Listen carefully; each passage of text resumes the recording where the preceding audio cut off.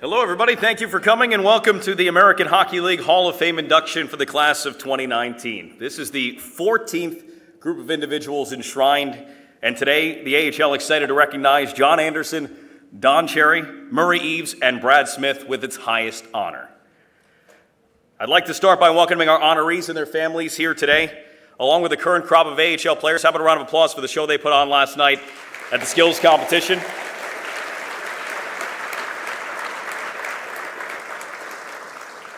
And I want to welcome all our hockey fans here in the building, across the AHL, or watching online right now. I'd also like to extend our thanks to the MGM Springfield and their entire staff. This is a world-class facility. They have been tremendous hosts, and it's the perfect setting for this year's All-Star festivities. So how about a round of applause for them?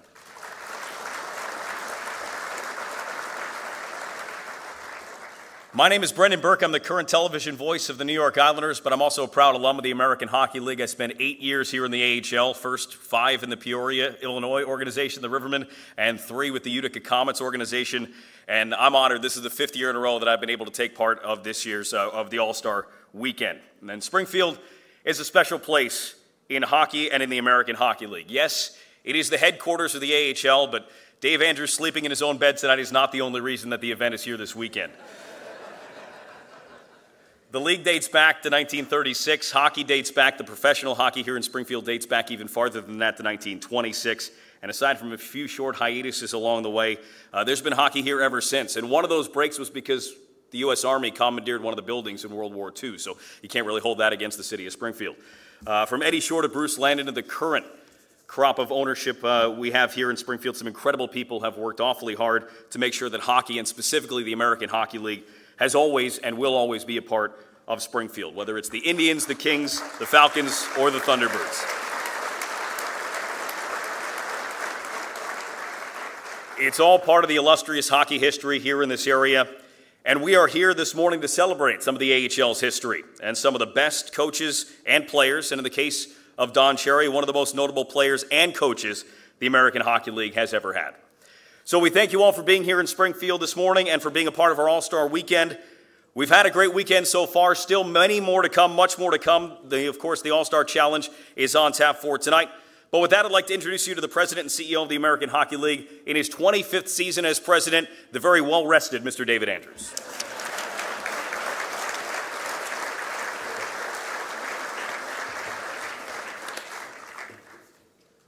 For the record, I did not sleep in my own bed last night.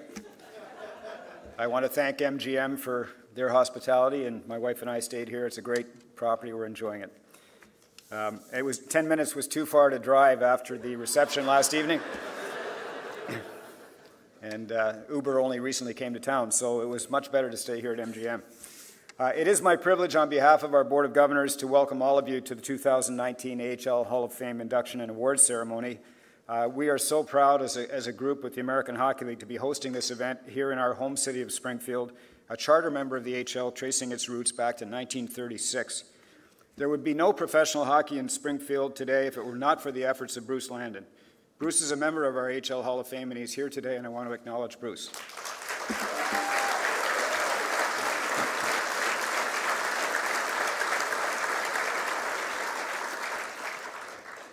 As residents of Springfield, as the American Hockey League, we are indeed fortunate to be celebrating this 25th consecutive AHL All-Star Classic here at MGM. Our city has been revitalized by MGM, not only by the economics of the project, but by the spirit of renewal that has accompanied it in our city. Much as MGM has been a catalyst for rebuilding our downtown, the Springfield Thunderbirds have brought a rebirth of hockey and the American Hockey League in this city. Paul Pignelli stepped up and made this team happen when the Falcons team was lost to Tucson, Arizona. There is no other way to put it than without Paul Pignelli stepping up, there would be no AHL hockey in Springfield, and we would certainly not be celebrating the AHL All-Star Classic here today. Within minutes of the news of the Falcons leaving town, arriving at Monarch Place in Paul Pignelli's office, which happens to be the same building that we're in, we got the call and Paul went to work. A lot of our owners across the league have stepped up to do great things for their community, but I don't think any of them have been more passionate about the project, more involved, more inclusive, have brought so many leaders in our community in to support and be owners in the team, And that energy has translated into what we're seeing now in the Springfield Thunderbirds and over at the Mass Mutual Center, which is an energy and a passion and excitement for hockey that we haven't seen in a long time. And we all owe a great deal of a debt of gratitude to Paul Pignelli and all of his investment group. And Paul, we thank you so much for what you've done.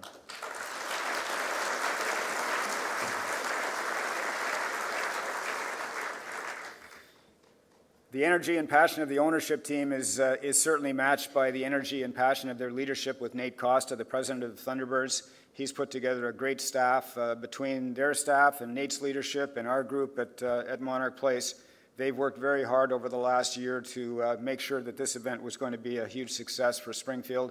It's a great celebration of our league and a great celebration of this city, and certainly a celebration of what MGM has done for our community as well. We are very proud to be having a home game. It's been 25 years of travel for our staff to host AHL Classics in other cities, and this has been really special for our staff and their families, and we're really proud to be here. I want to thank our broadcast team of Brendan and Alan May and Todd Crocker from Toronto. You had the opportunity in the building last night to watch on the big screen what was being sent out to Sportsnet across Canada and the NHL network across the United States. They did a wonderful job. All three of them have a history in the American Hockey League. Alan May was a better player than the other two, certainly tougher than the other two, and he's been with us many times. Alan actually played on a team when I was the general manager with the Cape Breton Oilers. We go back a long way. All three of them are consummate professionals, and we really appreciate what they've done, and they're bringing this event, the event last night and the event tonight, to a television reach of over 60 million people in Canada and the United States. Putting a best face on the American Hockey League and on the community of Springfield and on MGM. We're proud to have our honorary captains with us this morning. Both of them are AHL alumni and both are hockey legends in Massachusetts. Former Boston Bruins star Sean Thornton is with us, and legendary Springfield player and AHL Hall of Famer Rob Murray, and you'll be meeting them later this morning.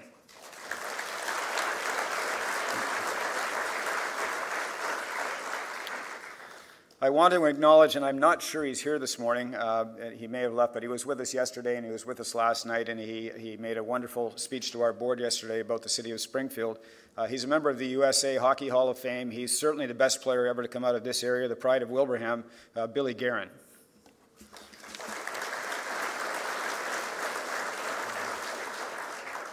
This morning we'll be focusing on our 4 AHL legends who will be inducted into the 2019 AHL Hall of Fame. Before we do that, I want to congratulate our AHL All-Stars who are with us this morning. All of our players are here and our coaches are here. They put on a wonderful show for us last night at the Mass Mutual Center, and I want to congratulate them.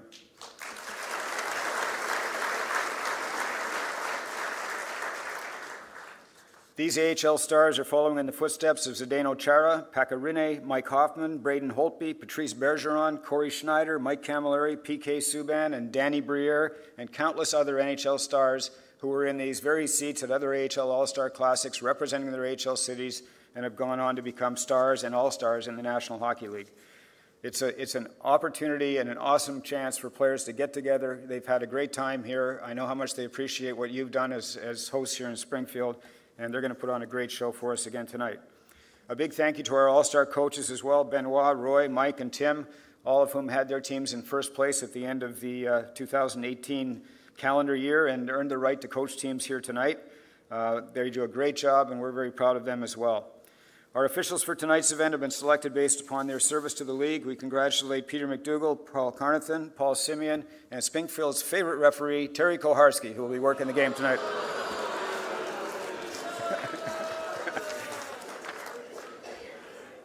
Sorry, Koho, I had to do that. He actually, no, I won't tell you. He actually lives pretty close to here, but... Also with us this morning, I want to acknowledge Larry Landon and the Professional Hockey Players Association and their staff. We have a wonderful relationship with our Players Association who work together with us to make this event happen and work with us to do what's right for our players in every aspect of the game and every aspect of their lives and their families' lives, and we appreciate the relationship we have. You know, all of the tension that you read about in sports pages between unions and league management, we have our moments, but we work together for the betterment of the game, and we appreciate that work, Larry, and to all of your staff as well.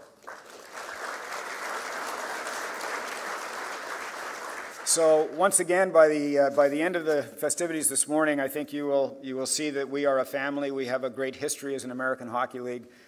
There are great stories to come, and we're very proud to be part of it, and it's certainly been a privilege for me to be a part of it for 25 years. We're looking forward to a great morning. And to Springfield and to all of you who have come this morning, our fans especially, thank you so much.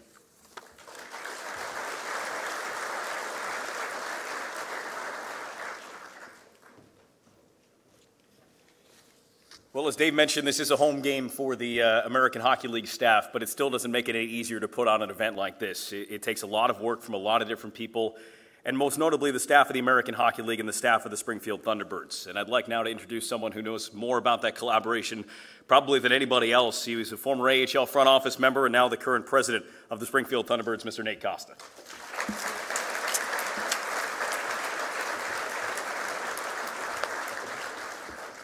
Thank you, everybody. On behalf of Paul Picknelli, our entire ownership group, and our front office staff, we'd like to formally welcome everyone to Springfield in the 2019 Lexus All-Star Classic brought to you by MGM Springfield. This event is an opportunity for our organization to showcase how far this city, and specifically the hockey team in this city, has come in the past handful of years. We would not have been in a position to host without the relationship we have built with MGM Springfield, and not only with the world-class facility, but people. So thank you to Talia Spira, Alex Dixon, and Mike Mathis for helping make this entire weekend such a rousing success.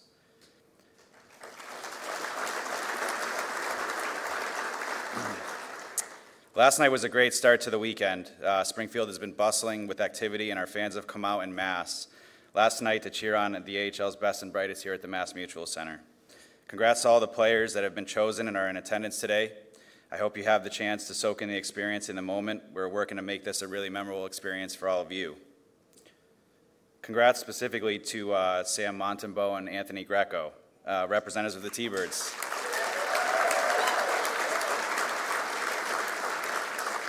Really, it was a special night. The building was electric last night, and to see Anthony set the record for fastest skater and also be the fastest skater in both the AHL and NHL competition last night was really cool for the city. So congrats, Anthony.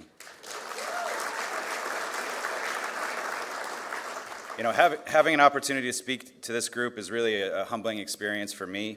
I've spent my entire career working in the American Hockey League, and it's a league that I've grown to love. I'd be remiss if I didn't thank Dave Andrews for giving me an opportunity to join the league staff a handful of years ago.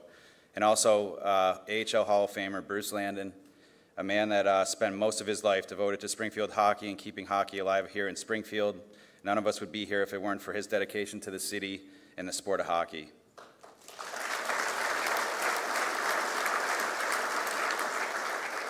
You know, this event truly embodies everything that is great about the American Hockey League and its storied and rich history. Congratulations to our honorary captains, Rob Murray and Sean Thorin, as well as all of this year's inductees, John Anderson, Don Cherry, Murray Eves, and Brad Smith. It's an honor to be able to witness your induction. Thank you all for your support. Thank you all for coming to Springfield, and have a great night tonight at the All-Star Challenge. We look forward to seeing you guys tonight. Thank you very much.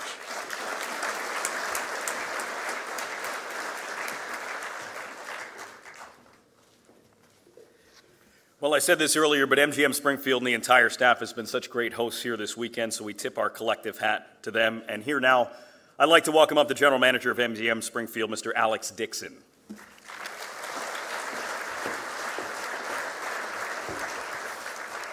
Good morning, hockey fans, and welcome to MGM Springfield. It's a great day in the city, and we are pleased to be welcoming the AHL All-Star Weekend here. It's been a pleasure for us. Springfield has a great history of hockey, and it's a pleasure to be able to keep that going with this weekend's activities. Along with the AHL and the Springfield Thunderbirds, we continue to transform this city and region into a spectacular sports and entertainment destination for our families, residents, and visitors. We're honored to be here with you on this momentum occasion, and we look forward to seeing more of sports' most prolific night here tonight. It's a pleasure, and I want to thank my staff. We did a great job of turning this room. We had a rockin' after party, so it's good to see the room back together, and we can't wait for tonight's events. Thank you, everyone, and have a great weekend.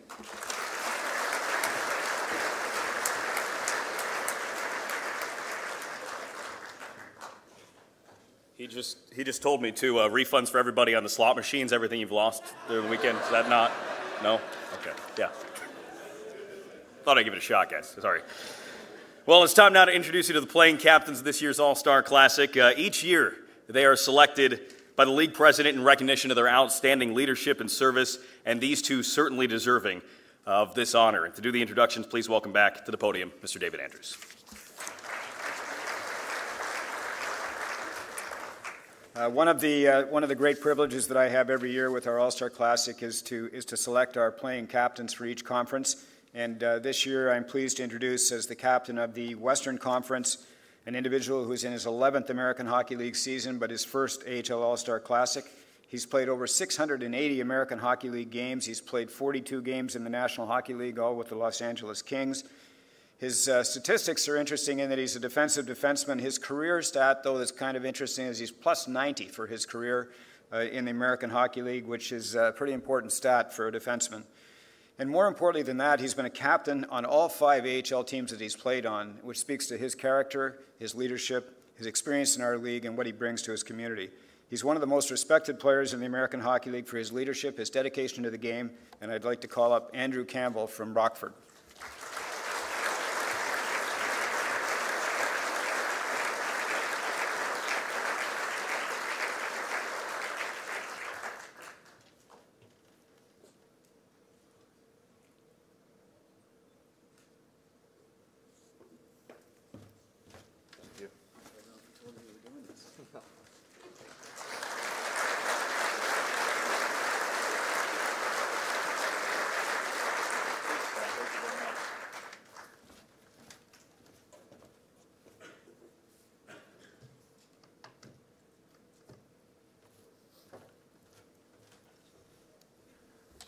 I've already done something wrong with the production. I don't know where that picture was supposed to go. I'm sure Andrew didn't want to carry it around.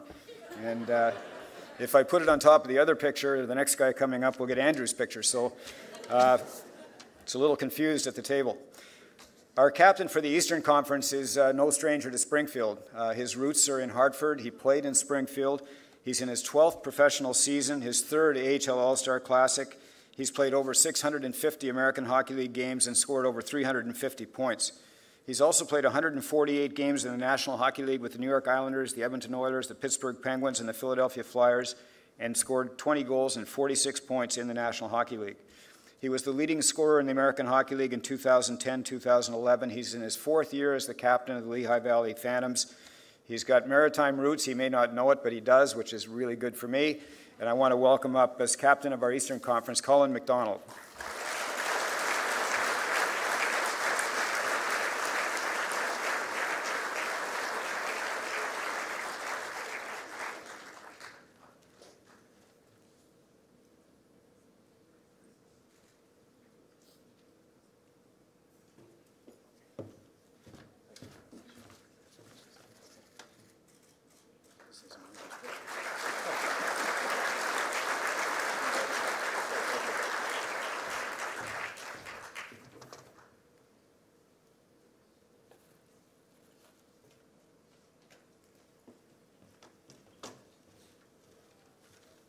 Looks like you figured out where to put them. It's a good spot. Well, while Colin and Andrew are the only captains playing in the game later on tonight, they're not the only captains that are here to represent their teams, although if they want to lace them up, I'm sure they'd be happy to let them. The AHL is proud each year to bring back players for honorary captains for this weekend. And each year the captains join the teams in the locker room and on the benches, and we recognize them here today for their years of service to the game, the leadership they displayed during their playing careers, and of course their strong ties here to the American Hockey League. The honorary captain for the Western Conference team is already a member of the AHL Hall of Fame. 500 games in 3 different stints here in Springfield. He just kept coming back. A fan favorite in Springfield, Rob Murray.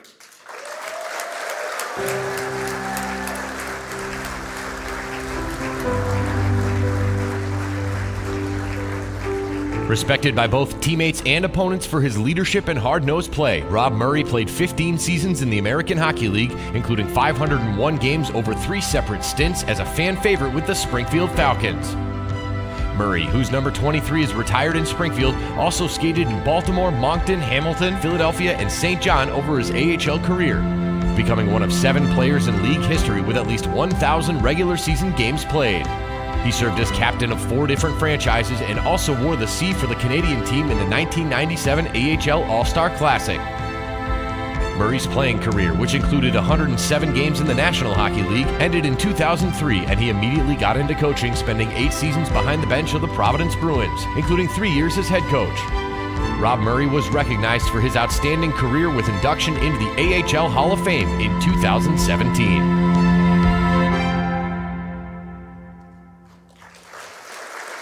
Please welcome Rob Murray.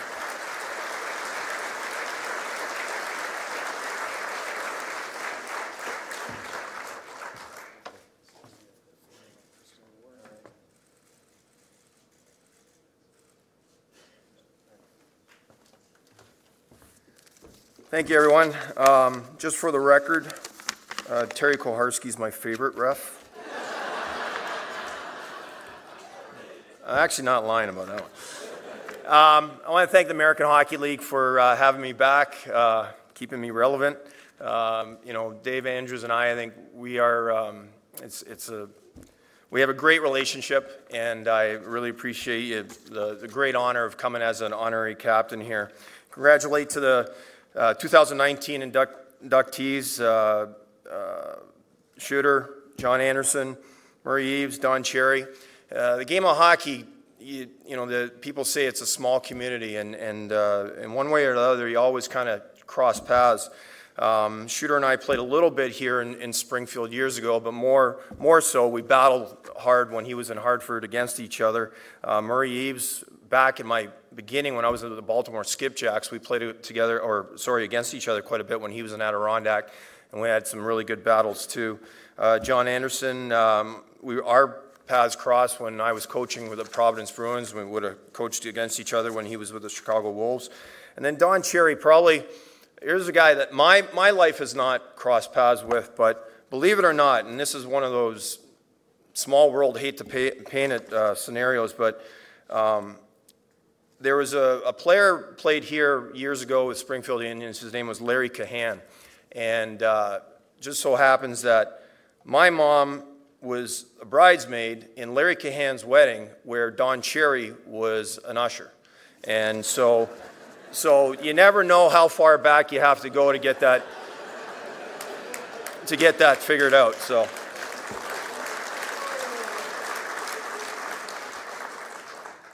I'd like to talk about a little bit, just take some time to talk about my years spent here in Springfield. And obviously through many years you come across players and coaches, but what I found valuable here and what was the most important thing for me when I came here in 1994 to begin my career with the Springfield Falcons, Bruce Landon and Wayne LaChance had just taken over the ownership, and right away there was a family atmosphere. And that, to me, in all my travels from prior to that to nowadays, you don't find that. And Bruce and Wayne, they made that possible for us here in Springfield. And I guess, my relationship with him, Bruce Landon, goes very deep. We're dear friends, and he's done a lot for me in my career. And, like Bruce, there's little things that happen. So every year we have a Christmas party at the Student Prince, which is a German place here in town. And I was living out in Belchertown, and I didn't have a ride home. And so that night after the Christmas party, Bruce gives me his car to drive home. He says, just bring it back tomorrow morning. And I don't think Bruce was in any shape to drive anyways, but so I, little things like that. My daughter was overdue when Carolyn and I had my first kid, Taylor. And so Wayne LaChance, he gives me this, and this is back when there was no cell phone. So he's got this satellite phone, and it's like the size of a shoebox. So we're playing in, and I took it with me. It had a big antenna you had to pull out, and so I had it on the bench in Providence playing in the game, and I'm really happy I didn't have to use it because I had no idea how to use it. It goes deeper than that. The training staff, Stu Lemke, was here for many years that I was here, our medical trainer. Him and I are fantastic friends through the years. Had lunch with him yesterday. What's kind of puzzling to me is Ralph Calvinese. It puzzles probably a lot of people, but when I came as I said, I started my career here in 1994. We called him an old goat then. And it's, I mean, you do the math. I mean, he's like, now I guess he's just an older goat. But, you know, my relationships with the people in the front office go deeper, even deeper than that. Our medical staff here was fantastic. Who makes house calls anymore? Dr. Boss came and took care of my kids multiple times through the years. You make lifelong friends, guys. Like, I want to address the players that are here today. Congratulations to you two. It's nice to see the guys that I have crossed paths with, Jordan Kyrou with San Antonio, and Alex Belzile with Laval. Alex was on my Kelly Cup winning team when we were in Alaska in the ECHL a few years ago. Great to see him moving up and doing well. But that's the game of hockey. It's wonderful. It's a wonderful life. You'll never.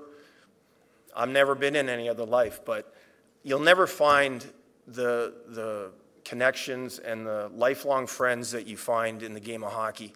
And you have to covet that, and you have to just respect the game of hockey, and the game of hockey will respect you back. And a lot of wonderful things will happen for you in the game of hockey.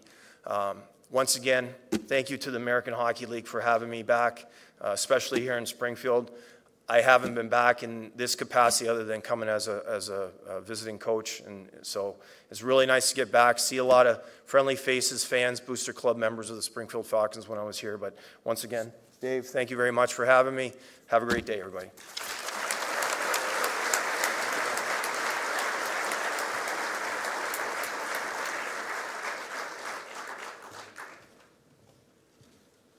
Thanks to Rob for the first of what I'm sure is multiple times to remind us that hockey players are the best storytellers on top of everything else.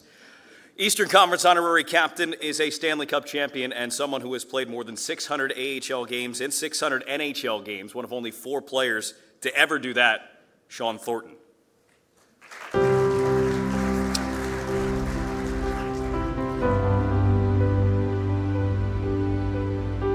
Drafted by the Toronto Maple Leafs in 1997, Shawn Thornton was a rugged forward who epitomized paying your dues in the American Hockey League. Thornton spent 5 full seasons in the AHL skating for the St. John's Maple Leafs and the Norfolk Admirals before making his NHL debut with the Chicago Blackhawks in 2002. He spent 5 more years split between the 2 leagues before finally becoming a full-time NHL skater. Thornton was recalled from Portland and went on to help the Anaheim Ducks win the Stanley Cup in 2007, and his 6 seasons with the Boston Bruins included another Stanley Cup in 2011 and a return to the finals in 2013. He would finish his playing career with the Florida Panthers, where he currently serves as Vice President of Business Operations. Shawn Thornton retired as one of 4 players in hockey history with at least 600 games played in both the American Hockey League and the National Hockey League.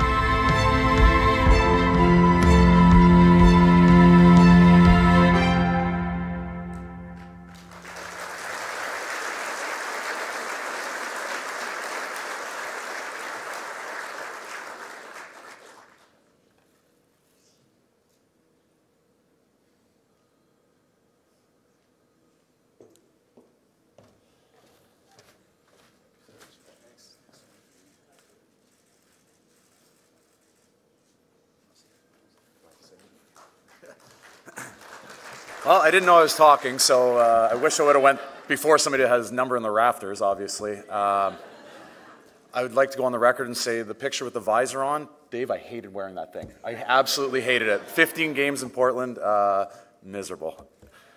I get it, though. I'm not going to be long because I'm not very prepared, but I do want to thank the players. I was a big believer in players should give back as much as possible. Last night I was behind the bench and waiting for the guys to get off the ice, and I noticed that every single one of the guys that were here took the extra time to make sure every single kid, every single parent, every single fan was taken care of. They were out there for, 15, 20 minutes after they were told they could get off the ice, and I don't think there's enough of that nowadays, so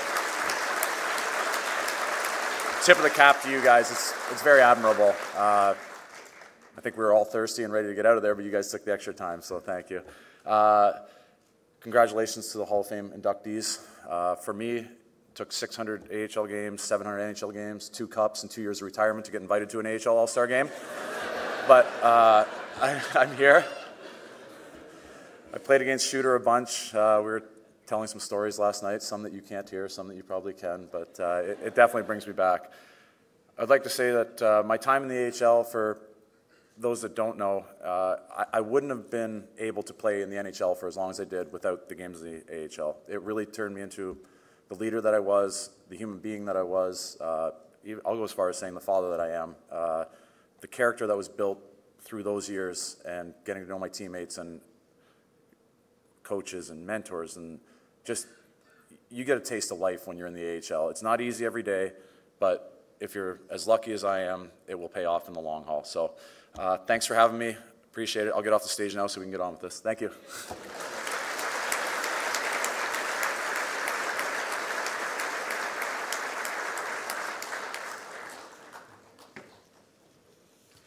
All right, it's time. The reason we're all here, the induction of our 4 Hall of Fame members, and to do those introductions, the President, Dave Andrews.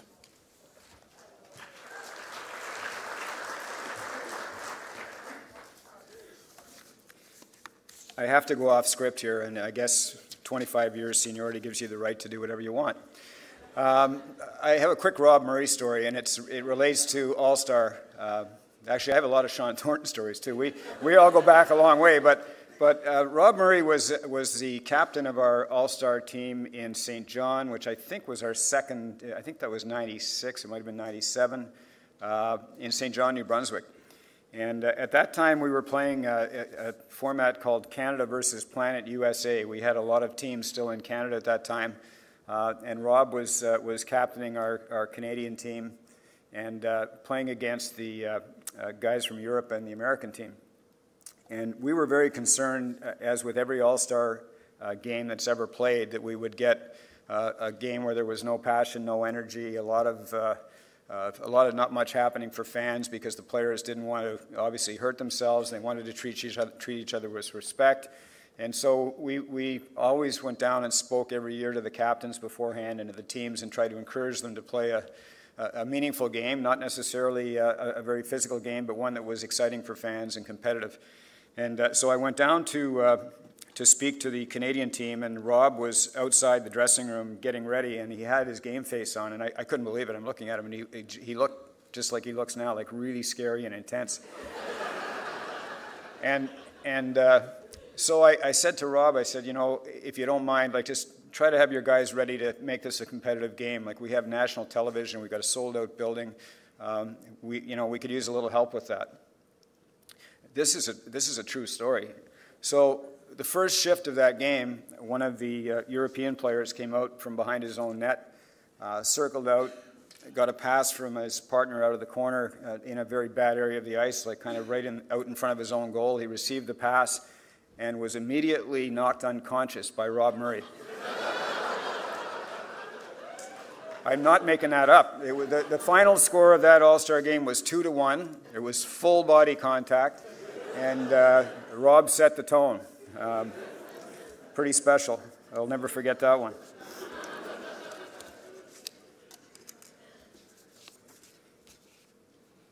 Before we get underway with the induction, I would like to pay tribute to a couple of people who are not with us today.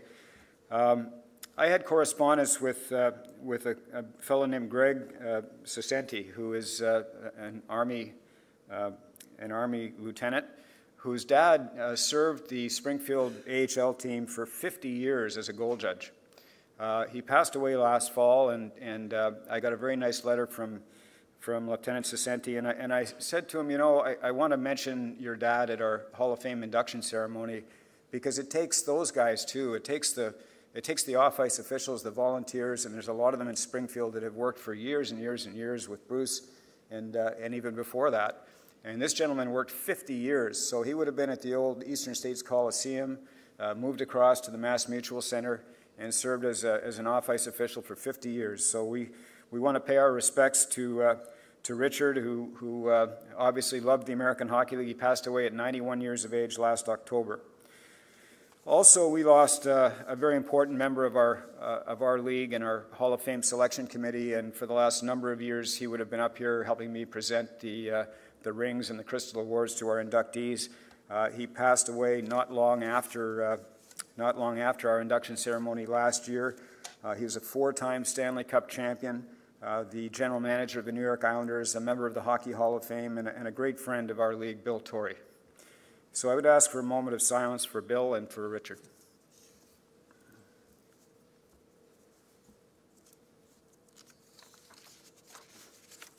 Thank you. In 2005-2006, in recognition of our 70th anniversary as an American Hockey League, we created a Hall of Fame to honor hockey legends whose AHL careers were the stuff that history is made of. Johnny Bower was a member of that first Hall of Fame class in company with Jack Butterfield, Eddie Shore, Jody Gage, Willie Marshall, Fred Glover, and the legendary Frank Mathers. Johnny, Jack, Eddie, and Frank are all enshrined in the Hockey Hall of Fame in Toronto as well. To assist in paying tribute to our 2019 inductees, I will later be calling on some very distinguished guests, but please recognize now the American Hockey League Hall of Fame inductees of past years that are with us. Jody Gage, one of the all-time leading scorers in the history of our league. Jody.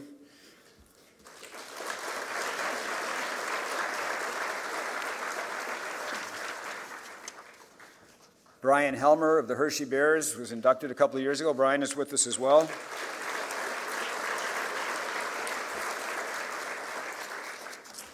Bruce Landon.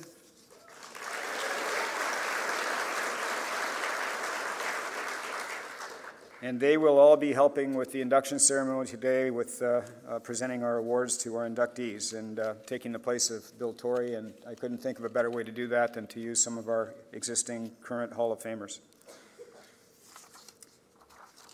Direct your attention now to the video screen.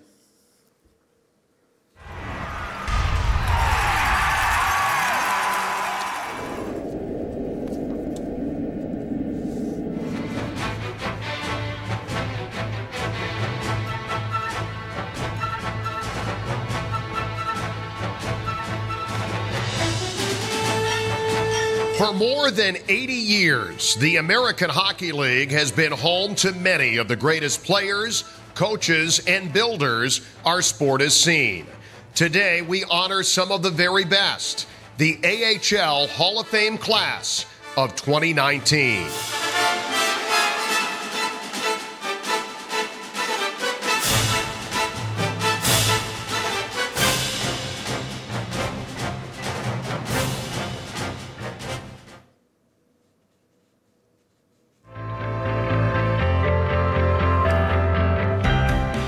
Murray Eves was one of the American Hockey League's premier scorers during a career that spanned 15 professional seasons. Selected by Winnipeg in the 1980 NHL draft after a record-setting season at the University of Michigan, Eves made his debut in the AHL with the Sherbrooke Jets in 1982 and was a shining star despite playing on consecutive last-place teams. Eves totaled 174 points in 118 contests over his first 2 AHL seasons, earning first-team AHL All-Star honors in 1983-84.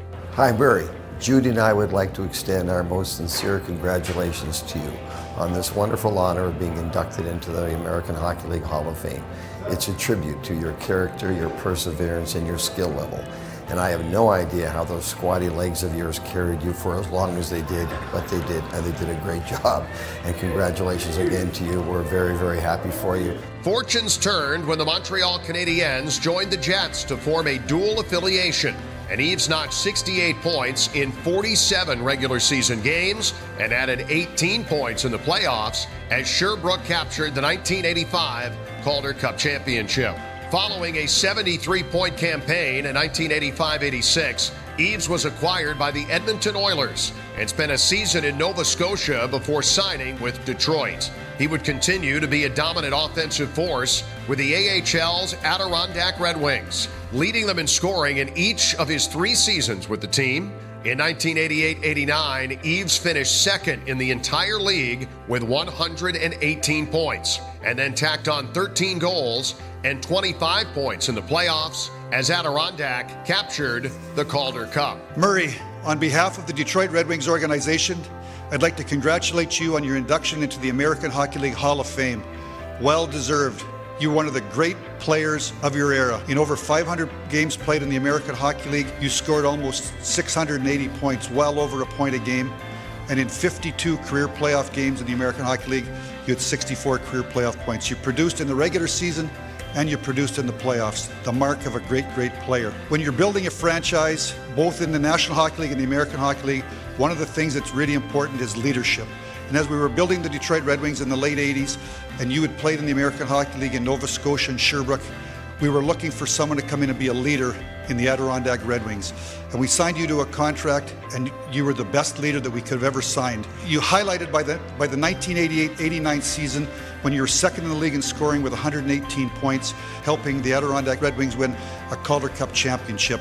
Great for our organization, and really incredible for the young players on that team that went on to play for the Detroit Red Wings. And you were also committed to fitness. You were ahead of the curve and ahead of your time in terms of off-ice fitness, which obviously really played a role in the success of your career. One of only two players in league history to record at least 115 points in a season twice. Eves finished his AHL career with 8 20-goal seasons, 3 40-goal campaigns, and 680 points in 536 contests, making him the AHL's all-time leader in points per game.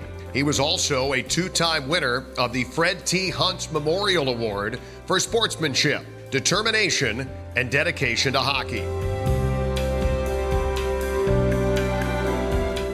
Jody Gage, would you join us up here, please?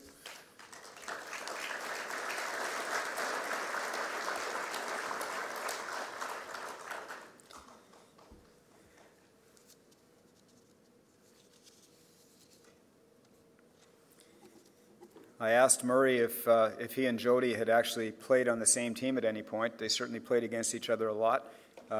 Murray said that they had played together, and I asked Jody if he remembered that this morning, and Jody did not remember playing with Murray, but the reason he didn't remember was they were playing for the Adirondack Red Wings alumni team against the UHL coaches up in Glens Falls in a charity event, and I guess it didn't stick in Jody's mind as much as Murray's.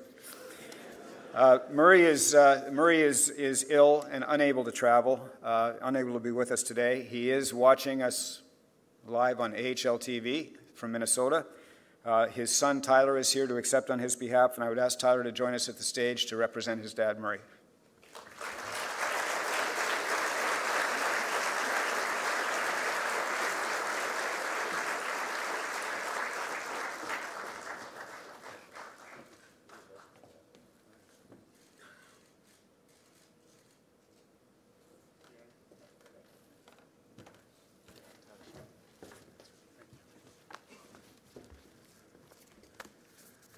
Hello.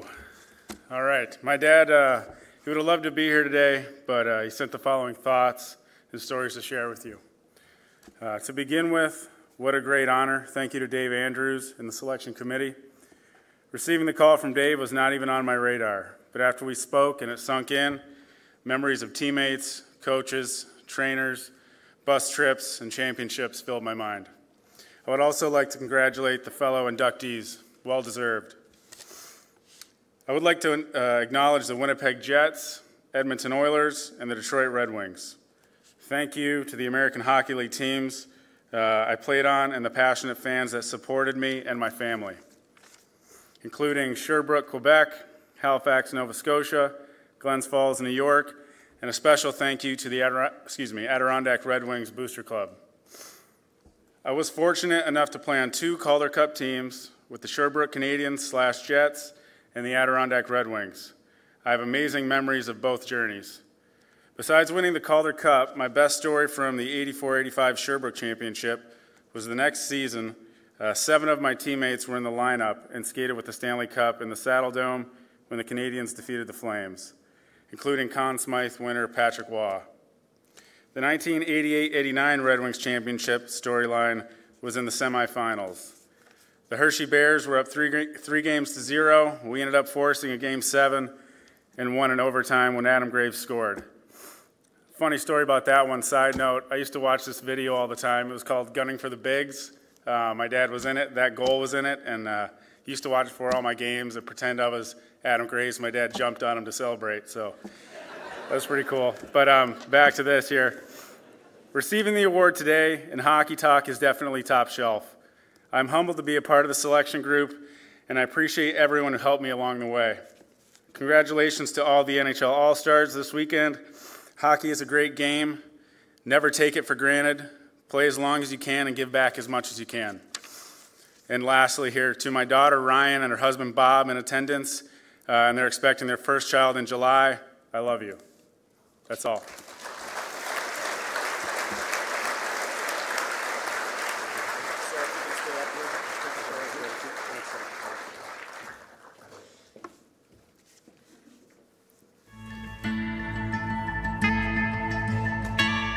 Nicknamed Shooter because of his knack for finding the nets, Brad Smith was one of the most dangerous goal scorers in American Hockey League history. Smith began his pro career in the Florida Panthers organization and made his AHL debut in a 3-game stint for Springfield in 1995. He joined the Carolina Monarchs for his first full AHL campaign in 1995-96 and scored twice on opening nights, the beginning of a historic season that saw Smith put up 68 goals in 68 games for the Monarchs. He added 58 assists for 126 points to run away with the AHL scoring title and earn league MVP honors.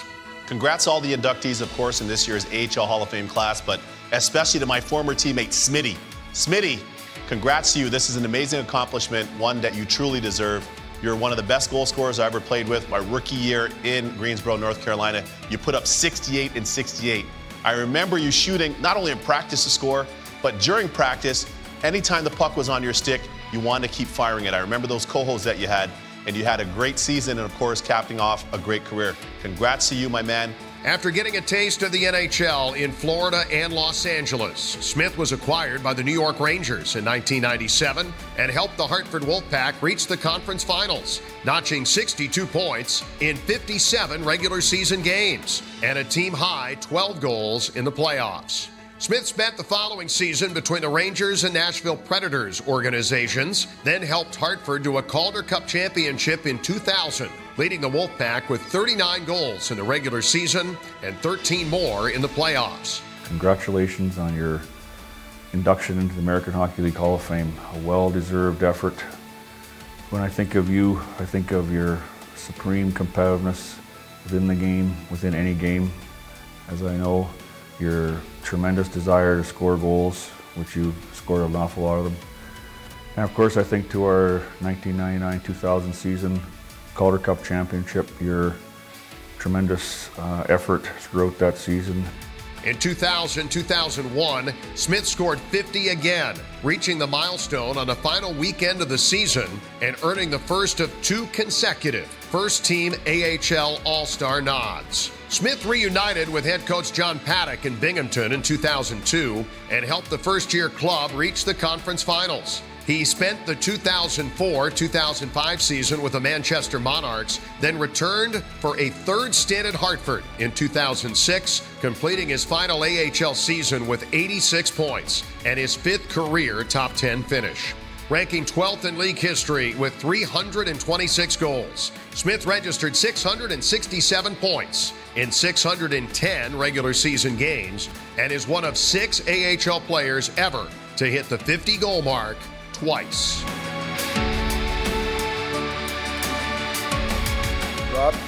Rob Murray, would you come up and do the honors? Brad is one of the purest goal scorers that I can remember, certainly in all the years I've been around the American Hockey League, an intense competitor. I'm sure he and Rob made body contact more than once over the years. He was a big part of building the AHL fan base in Hartford. It's a pleasure to welcome on behalf of the American Hockey League in our Hall of Fame, the man known as Shooter.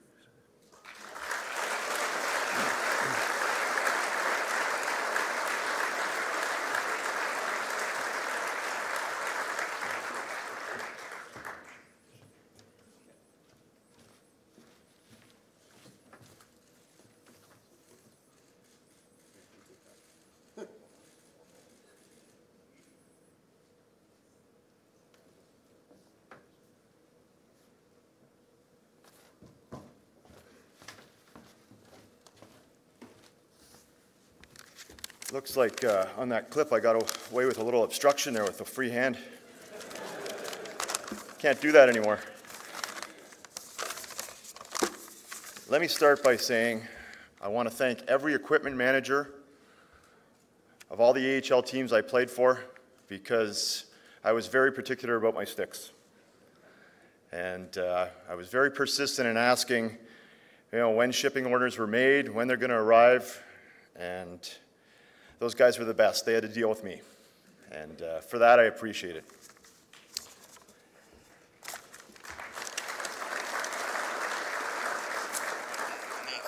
When Dave Andrews informed me in the fall that I'd been selected to be inducted in the 2019 Hall of Fame, it was more than I could ask for.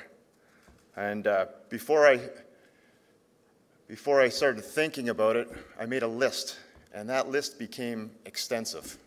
And on the top of that list were key coaches, key line mates, and teammates. And I want to start with that, with coaching. After bouncing around my first 2 seasons between the ECHL and the old IHL, I was fortunate to land in Greensboro, North Carolina, in start of my 3rd season, 1995-96. And in Greensboro, my head coach was Rich Crom. Rich was familiar with my skill set and my talent base. And the best thing he did for me was place me on a line with super skilled forward Gilbert Dion and slick passing Brett Harkins. And that was a tremendous line. And I benefited from playing with those guys simply because I was a right-hand shot and liked to stand in the slot. Power play was lethal that year, and I just loved playing with those guys. Opportunity is something both former and current players can appreciate, and Rich Crom gave that to me, and I'm grateful he did. Thanks, Rich.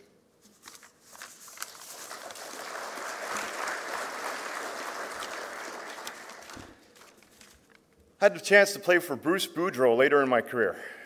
Bruce is and was a player's coach, and he understood the mentality of the players, and especially offensive ones.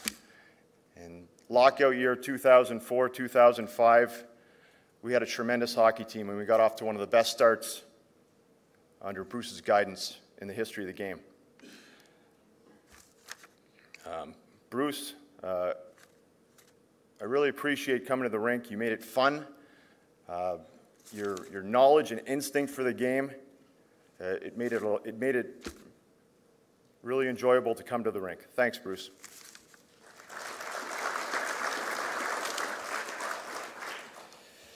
Playing parts of 6 seasons with the Hartford Wolfpack is something that was memorable.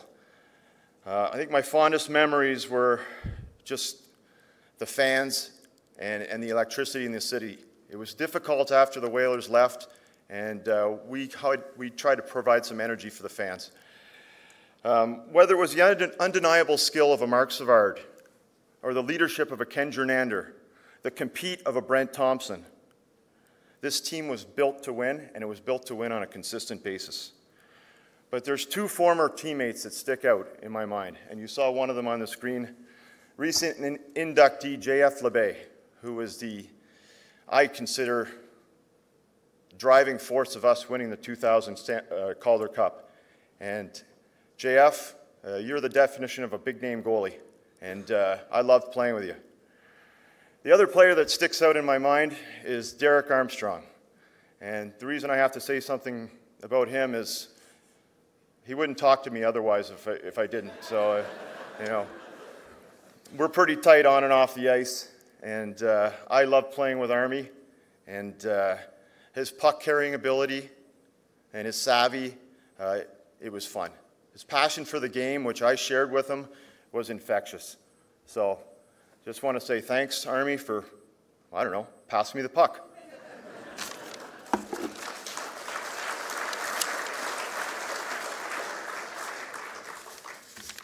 All championship caliber teams have championship caliber coaching. and Hartford was no exception. And our guy, we saw him on the screen, was John Paddock. John kept our structure intact while letting players be themselves within the confines of the team. He demanded effort and he demanded results. He made me a better player. And quick story about John Paddock, I liked him so much I followed him to Binghamton. I couldn't resist the opportunity to potentially play for Ottawa, my hometown NHL team. But with John, we had a younger group in Binghamton, and some of the older veterans weren't getting the minutes they were accustomed to. And I was one of those guys. And so the veteran said, well, listen, you played with John for a few years. You go talk to him. So we're in Newfoundland, and John's pre-scouting the morning skate for the game and that night. And I said, John, do you have a minute? I want to talk to you about something. And he said, sure. And his eyes didn't lift up from the morning skate because he was writing down line combinations for that night. And I said, well, some of the guys are wondering, can we get a few more minutes? We understand it's a younger development team. And he said, okay, oh, really, eh? Really, Shooter? Oh, I'm glad you brought that up. Well, the first guy you're talking about is our tough guy. He's taking way too many selfish penalties. Second guy we picked up on a PTO has 1 goal and 1 assist in 18 games. And since you've come down from Ottawa, you're scoring at not even close to the clip you were doing before. Does that answer any of your questions? And he says, we're done here. So out I walked into the cold in Newfoundland, and guys asked me, how'd it go? And I told them, and I said, next time you guys have something to ask, do it yourself. But that was John Paddock to a T. There was no hiding in the lineup, and that's the way it should be. And like I said, he made me a better player. Thanks, John.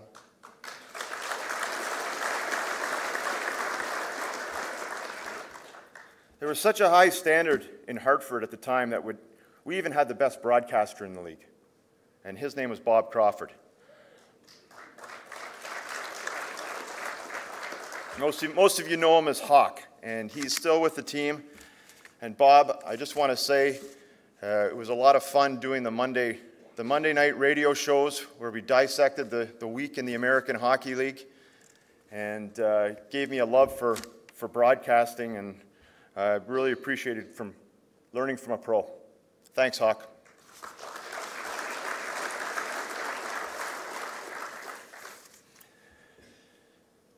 Family is important, no question about it, whether you're a person or a hockey player, and my family has been very supportive throughout the years. My parents taking me to and from every rink imaginable, watching me progress, not only as a hockey player, but as a human being. I just love you guys and love you guys for coming. Thanks very much.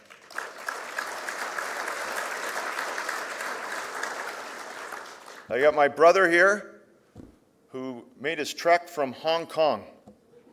So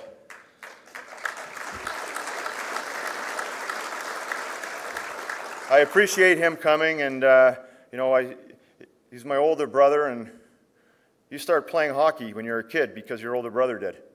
And I'm glad I did, and he's been a tremendous amount of support for me over the years, and I'm glad you're here, Greg. Thanks.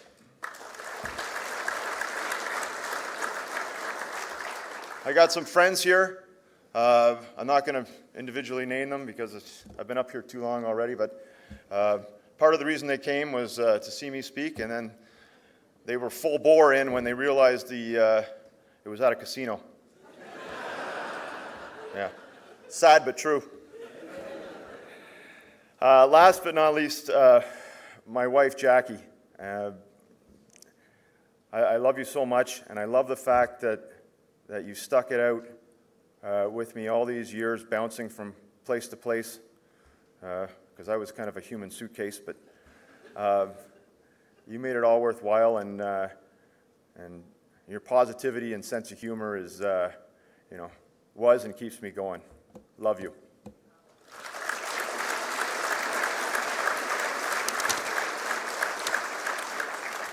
Okay. To wrap it up, well, I have to wrap it up because I can hear the players getting antsy back there. Where's our pregame meal? Two things those players want, right? Pregame meal. Where's my per diem? That's the second thing. Where's my per diem? The AHL's provided me the development and the resilience to compete in any other league in the world, including the NHL. Today I'm honored with this select group to be going into the AHL Hall of Fame. Thanks very much.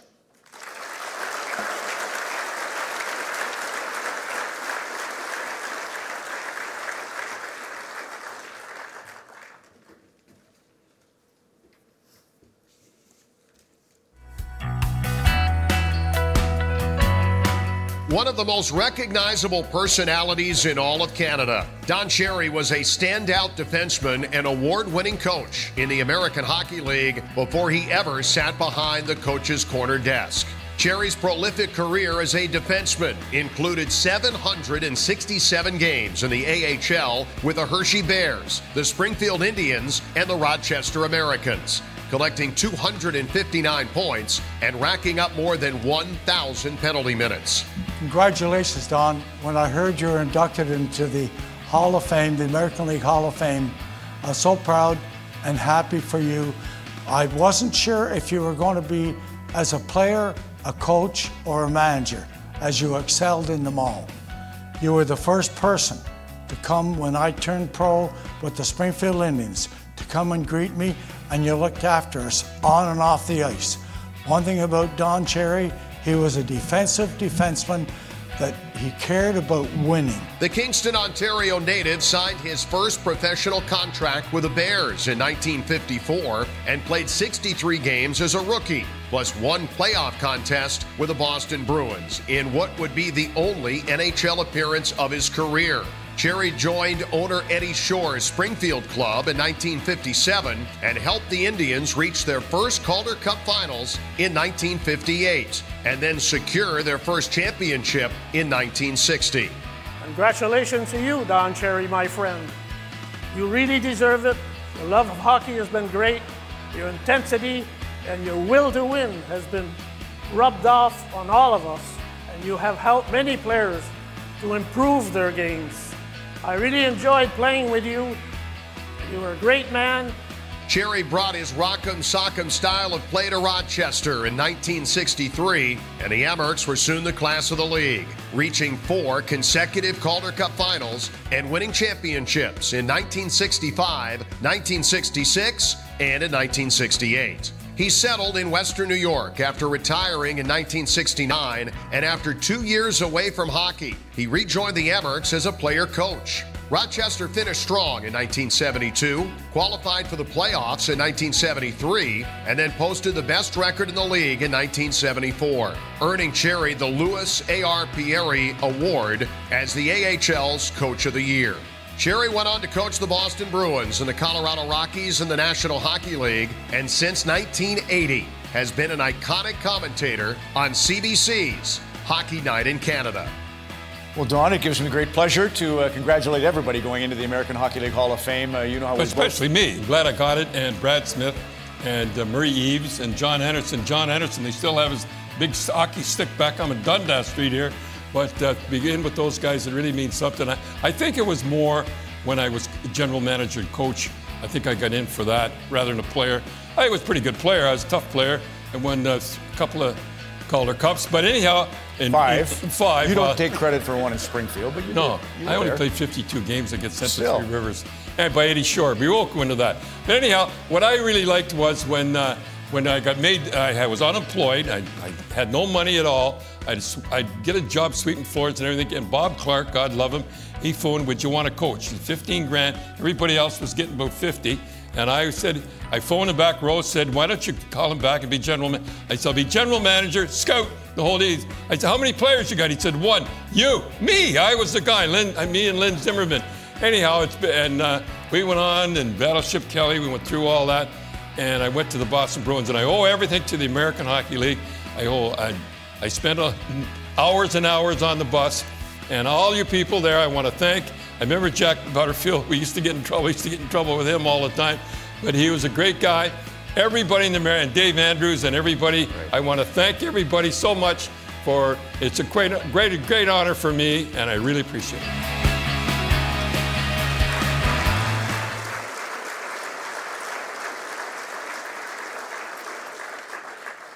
So everyone comes from somewhere. Don Cherry comes from Kingston, and so does Bruce Landon. Bruce, would you come up and do the honors for us?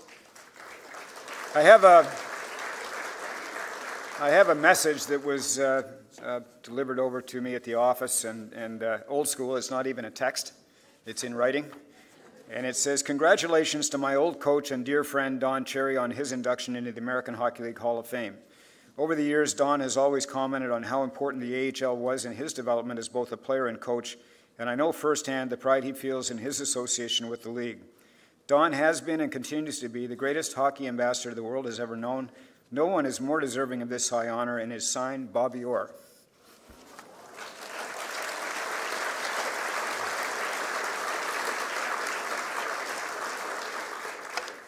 And Don probably already has Bobby's autograph, so I'm keeping it.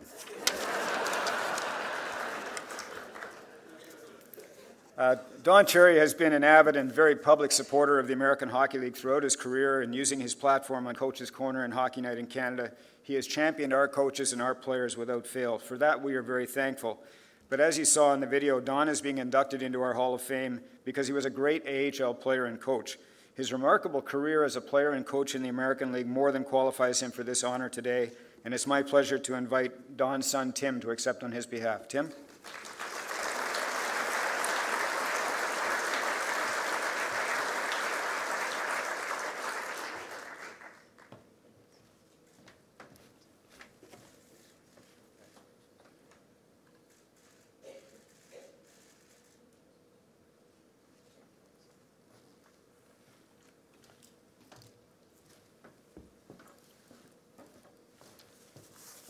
Well, unfortunately, Dad couldn't be here today. He had some prior commitments with Hockey Night in Canada and CBC, and he was very disappointed, and he wanted me to read the short note. I would like to thank everybody for the honor of being inducted into American Hockey League Hall of Fame. It is an honor I cherish. I would like to also congratulate all the other inductees and all the players who are participating in this weekend's All-Star Game. Thank you all. This honor means a lot to me. And you know, I just want to say, from my point of view, that, you know, the Cherry's families, our roots always have been from the American Hockey League. You know, my mom and dad met when my dad was playing in Hershey. He was playing for the Bears, and my sister and I were both born in Hershey, Pennsylvania. And we had a bit of a nomadic life with a stop here in Springfield, and that's where Dad met probably his longtime friend. You saw there, Brian Kilray. And if you ever have the fortune to sit with Dad and Brian and they go over the days with Eddie Shore, you get two very different perspectives on Eddie Shore. And after that, we settled in Rochester when Dad was playing for the Amerks, and Dad had a lot of success. And you know, today Dad's rec room is filled with a lot of pictures from those days in Rochester, with pictures of his good friend Darryl Sly, Bronco Horvath, Al Arbor, Bobby Perreault, and the list goes on. But one of Dad's favorite pictures, and one of the largest ones he has in his rec room, is a picture of him receiving the Calder Cup from Jack Butterfield.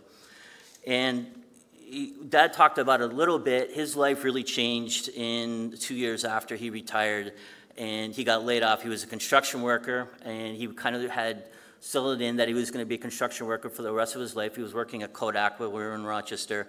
And one of his best friends, Whitey Smith, who was his foreman, had to come up to him and tell him that he was a victim of the recession back then, and they had to let him go. And Dad didn't have an education, really didn't have a trade, and he turned to the American Hockey League again. And just by chance, he went down to the Amerks office, and he met with Doug Adams, who was the coach and GM at the time. He had a tryout, and he made the team. And halfway through the season, like they said, he became coach. But he was promptly fired at the end of the season when Doug Adams said, "Don, we're making a change in your department." And Dad was thinking, well, who's in my department? And then I figured, well, I am. But the hockey gods smiled on Dad and our family when the Vancouver Canucks sold the Amerks to a Rochester businessman, Bob Clark, and some of his associates. And Bob made Dad coach and general manager. Dad was coaching high school hockey at the time, and Bob Clark's son was on the team. And like Dad said, they kind of were stretching the budget and made him coach and GM. And that year they weren't really given too much of a chance. They were an independent team, and Dad went out and got guys like Battleship Kelly and Rod Graham and John Bendarski and a bunch of other players, and they eventually made the team with some help from Dennis Ball and Emile Francis from the New York Rangers that really helped them out. And when the team was a success, they were the second largest draw in the league. They had a 500 record. And he had a lot of help from guys like John Denhammer, who helped him run the day-to-day operations of the Amerks at the time, Nate Agnello, Bulldog, and he also had a lot of help from a reporter at the Democrat and Chronicle named Hans Tanner. And 2 years after he got that job from Bob Clark, he was coaching Bobby Orr. I often asked that, I said, where did you kind of get your coaching skills and what did you do? And he says, he learned from a lot of great coaches in the American Hockey League. He played under Joe Crozier in Rochester for a number of years, Frank Mathers in Hershey, and here in Springfield, he played under Punch Imlach, which he considered the best coach he ever played for. Today in Hockey Night in Canada, as they say, Dad's Coach's Corner segment is one of the most watched programs in Canada, but there's no doubt all of Dad's success started here from the American Hockey League. I'm proud to accept this honor for my dad, and again, would like to thank everybody involved in introducing my father into the American Hockey League Hall of Fame. Thank you.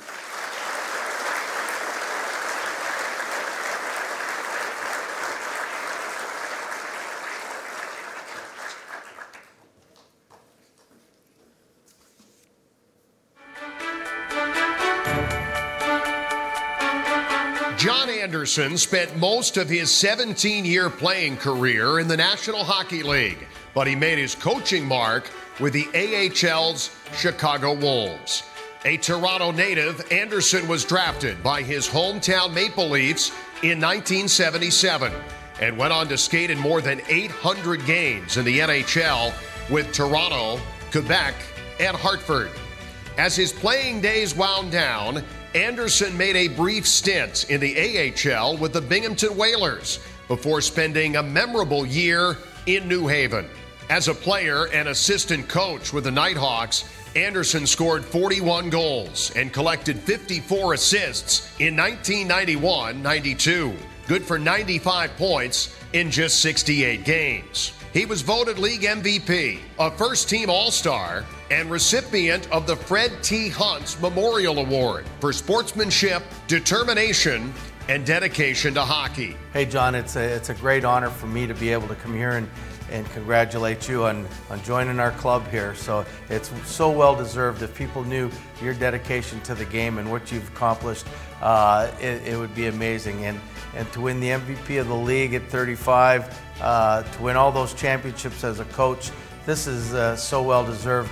Anderson joined the coaching ranks full-time in 1995 and was hired by the Chicago Wolves in 1997. He led the Wolves to 2 championships before the franchise joined the American Hockey League and won a 3rd title in Chicago's inaugural AHL season in 2002. Anderson's Wolves made a return to the finals in 2005 and followed a 111-point regular season by winning the franchise's 2nd Calder Cup and 4th league crown in 2008. When John came to the Wolves, it was at a low point in our existence. At that time, we needed a new GM and a new coach, and we didn't know what was going on. And John came in and was able to teach everybody and show the players how to win. Over his course of his time here, he won 4 championships, and we haven't won one since, so obviously we miss John. But we wish him the greatest of luck. We know he deserves it. Anderson would leave for NHL jobs in Atlanta and Phoenix, but he came back in 2013 to spend 3 more seasons at the helm of the Wolves before reuniting with longtime friend Bruce Boudreau with the Minnesota Wild in 2016. Winner of 3 division titles and owner of 4 100-point seasons, Anderson ranks 5th in AHL history with 424 wins over his 10 seasons as a head coach in the league.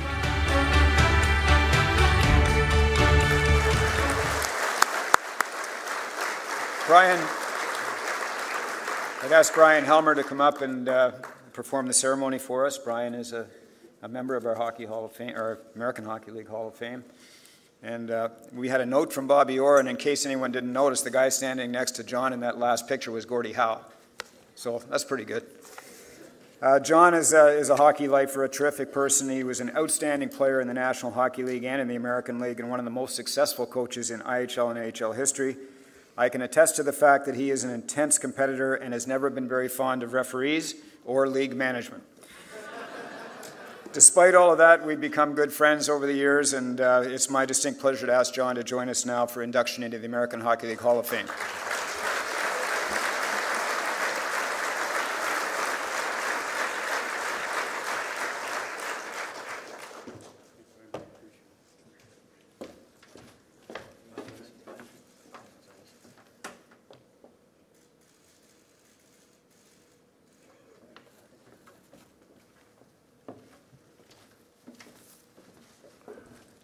Well, it's really nice to be here.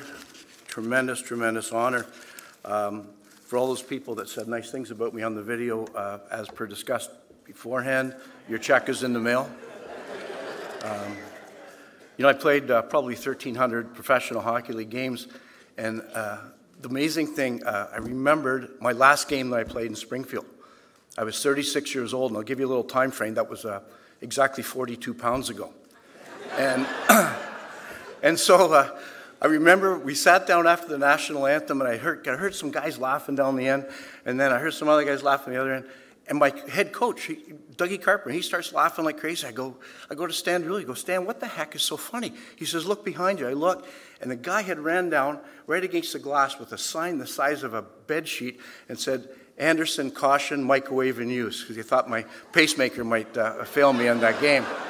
And I honestly wish he was here today, because I've got a new pacemaker and it's microwave proof, so ha!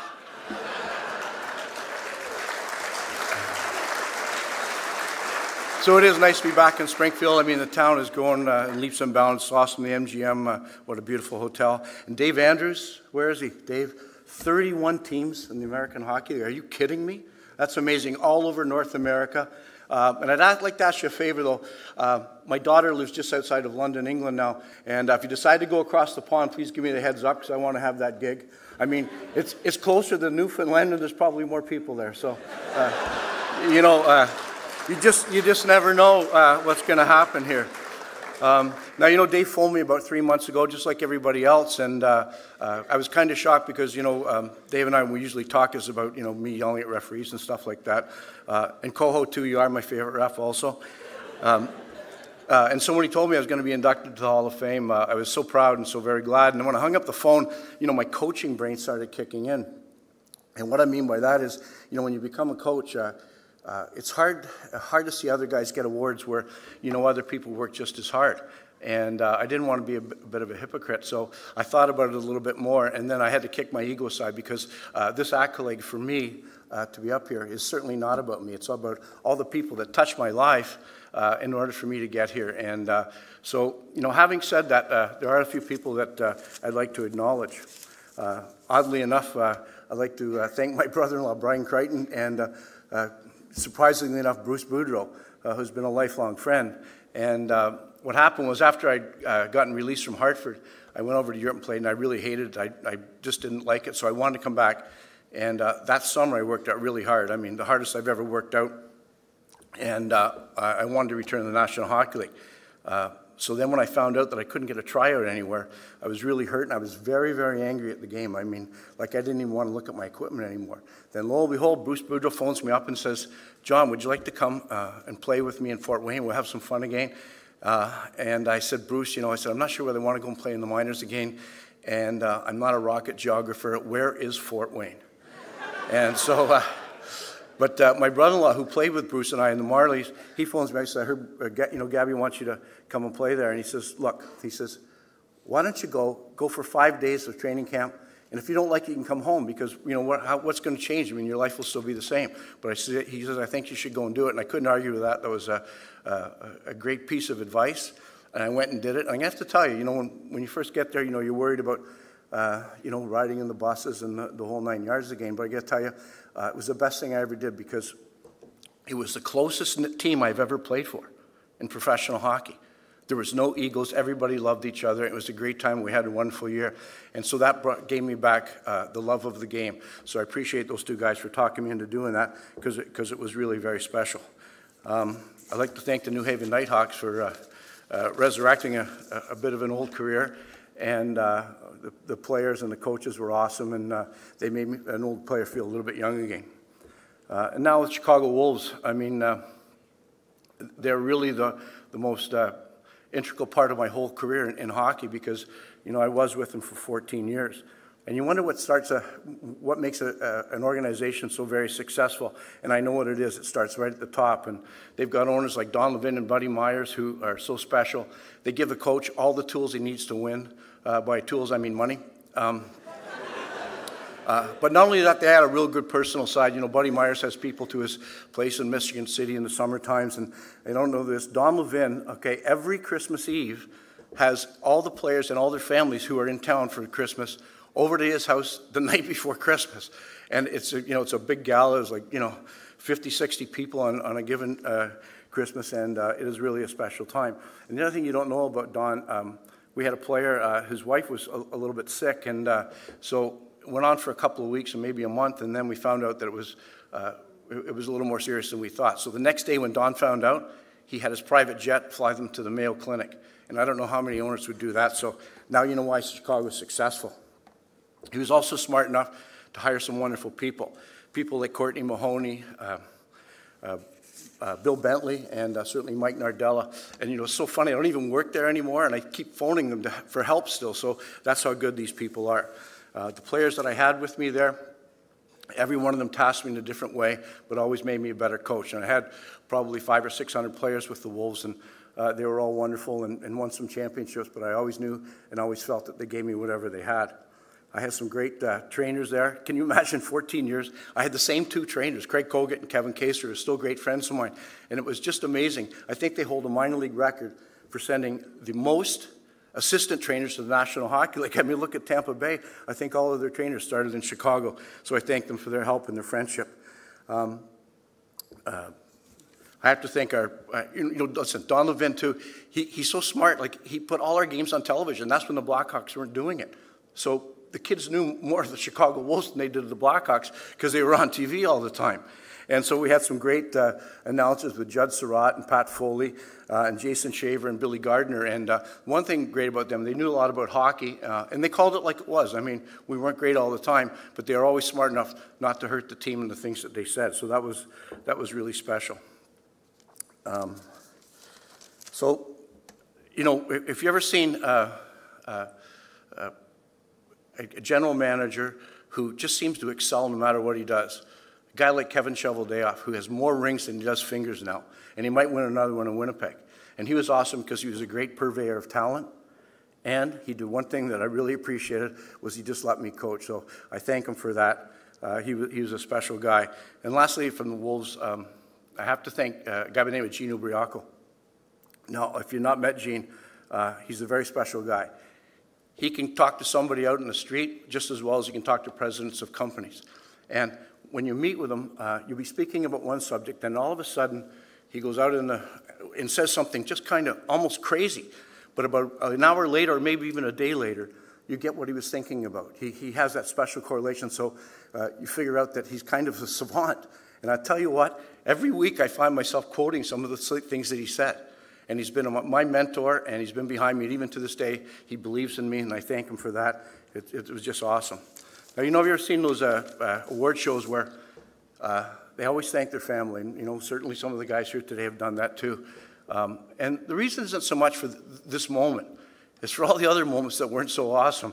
And, you spend your time and a lot of hard work and things where people don't even see. And, you know, my parents, you know, my dad had a rink out the back for me since I was 3 years old. He even filled in a koi pond so that the rink that he made would be symmetrical in the corners. And then every time I would walk in the kitchen, my mom would be body checking me, so I had to go around her.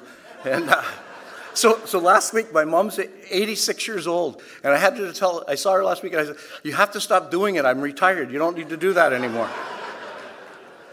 In 1976, I was blessed with the opportunity to play for Team Canada in the Junior World Championship. Now, you have to understand, it was in Banska Bystrica, Zvolin over Christmas. And at that time, it was communist Czechoslovakia.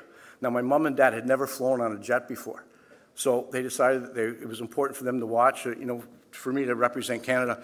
So they flew over there. Now, when we got over there, the conditions were pretty tough. The people were lovely, but, you know, we were drinking powdered milk, powdered Tang. And every time you walked out of the hotel, there was KGB following you or some soldiers following you, so it was very uncomfortable. But the hockey was the best hockey I ever played with. And I remember my mom and dad coming back, and people, they were getting interviewed on television, and they go, that was the best vacation I've ever had. And I'm going, people think about Florida that way, but that's what instilled my love of hockey, and I appreciate my parents' help with that. Now to get to my immediate family, my wife Karen, my son Jacob who's here, my son Spencer, and my daughter Hannah. You know, they've followed me everywhere. They've allowed me to live the dream. And you know, we've gone from San Diego to Fort Wayne to Winston-Salem, Quad City, Chicago. And you have to remember, you know, when you got 3 young kids, every year you're changing schools and almost different cultures because, you know, the beauty of America is that there are so many different cultures within a small area. So it was very hard for them, and I appreciate all they did. And I know it was really important for my career because, you know, things like coaching in Winston-Salem, I mean, you know, you don't have enough guys. You know, you learn how to coach the bench by yourself and a bunch of other things. I even learned how to put dashers on the boards on the wall there. And one story I have to relate to you is I learned a huge lesson here. We were sitting at the dinner table, and I think my assistant coach, Vic Poza, was with us, and I get a call from Walt Podubny, who was the coach and GM of Daytona Beach, and he wanted one of my defensive defensemen, and I wanted one of his offensive defensemen. So we talked for 20 minutes right at the dinner table, and I said, okay, Walt, we've got a deal. He says, yep, no problem. So we hang up the phone. Well, the next day, he phones me early and says, John, my owner will not allow me to do this deal, and I'm sorry, the deal's off. So I said, all right, but you know, if you change your mind, let me know. So that night we have a game. And during warm-up, one of my other defensemen, he starts throwing up all over the place. So now I've only got 4D for the whole game, and it was going to be tough. But our team played awesome. I mean, they were amazing. We were leading by 1 goal with 4 minutes left to go. And the guy that I was going to trade, he gets into a scrum, punches the guy in the back of the head, and now he gets kicked out of the game. Now I've only got 3 defensemen, and we're shorthanded for 4 minutes the rest of the game.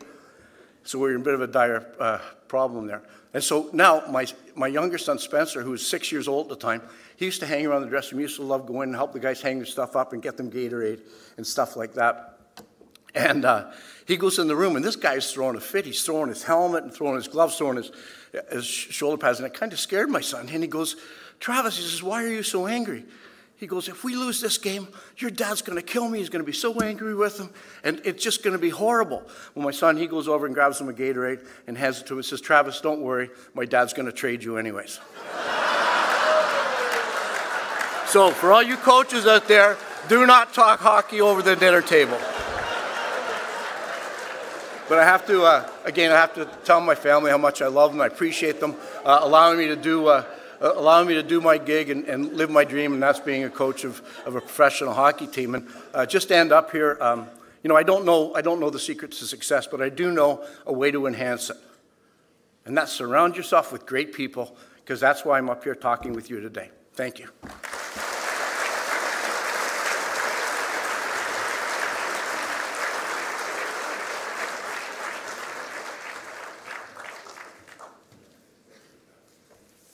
We have such an unbelievable history as a league, and it is a family. When you hear these guys speak, it's why it's so great for us all to be part of it.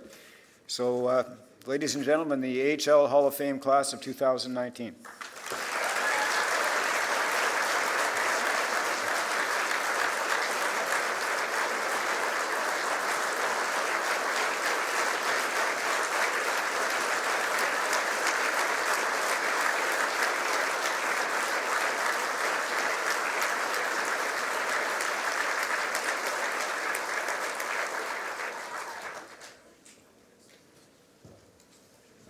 Guess I don't have to sit down just because I came over here. But congratulations again to these guys. That's it. That concludes our tremendous Hall of Fame induction ceremony. Thank you all for being here. Thank you all for coming. Thanks to everybody watching at home as well. We hope you had a good time. And, of course, we'll see you over at Mass Mutual Center tonight for the All-Star Challenge at 7 o'clock. Have a great day, everybody.